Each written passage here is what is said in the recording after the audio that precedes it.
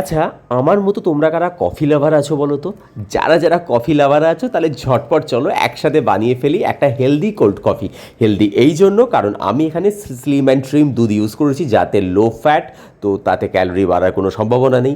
এতে দিয়ে দিয়েছি 3 স্যাশে কফি। তোমাদের বাড়িতে কফির জার থাকলে 2 চামচ কফি অ্যাড করো, তার সাথে দিয়ে দিও প্রচুর পরিমাণে আইস।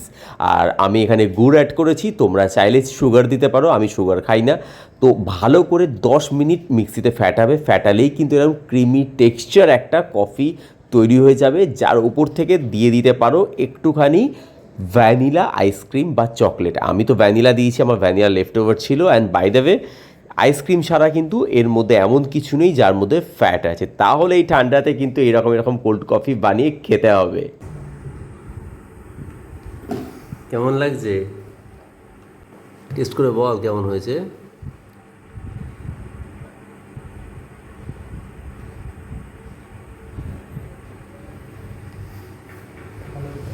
ক্যামেরার সামনে না, সত্যি কথা। ভালো হয়েছে। এই গরমে ঠান্ডা ঠান্ডা কোল্ড কফি,